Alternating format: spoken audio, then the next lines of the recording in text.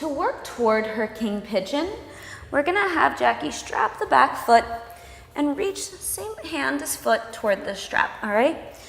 Now, the elements that you can see we need for this posture are a bendy back and also mobility in the hip flexor. If you do lots of core work, these guys are likely to be tight. We want the leg to move to the back body with ease. Next, it's the shoulder. So as she's coming into it, the elbow is sliding up and sideways. So we want the front of the shoulder to be open.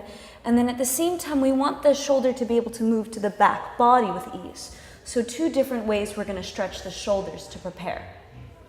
You can let that go. All right, so first we're gonna work on a stretch for the hip flexor. Now, in your practice before getting into this stretch, I very much recommend you do a lot of back bends. Up dog, sphinx, camel pose. Check out the back bending playlist on my YouTube channel. There'll be plenty of options. All right. From here, opposite hand to foot. And rather than letting the front knee drop to the side, which would stretch the outer hip of the front leg, we're hugging the knee to the midline and keeping the toes of that front leg pointing forward. Rather than coming down to the elbow, we're lifting up. So we expand the angle between the thigh and the torso. So we get the leg to move to the back body with greater ease, making it easier for that King Pigeon variation. Next, after we've held this for just uncomfortable enough amount of time,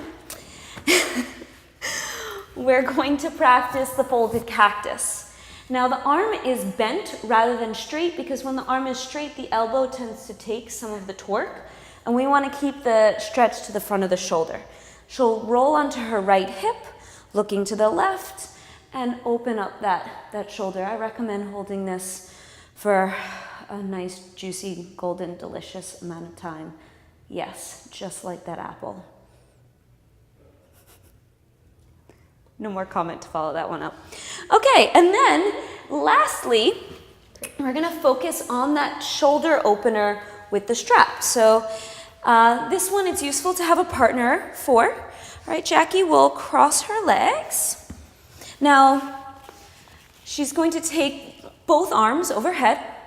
She'll grab hold of the strap, and I'm gonna place the ball of my foot at the bottom edge of her shoulder blades, and it's gonna press up toward her collarbone, opening up her chest. And the arms will move to the back body.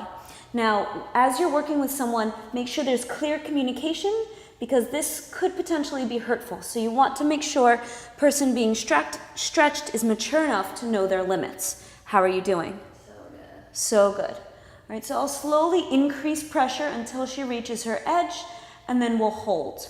For more shoulder stretches, go ahead and check out my shoulder stretching playlist. Again, there's so much there for you to have, and it's for free.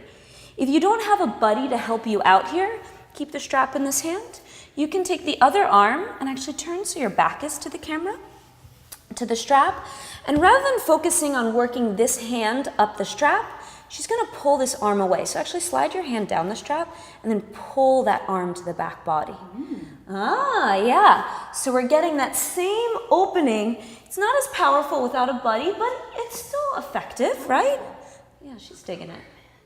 Now you give it a try. Put it all together and make that delicious King Pigeon happen for you. Coming soon.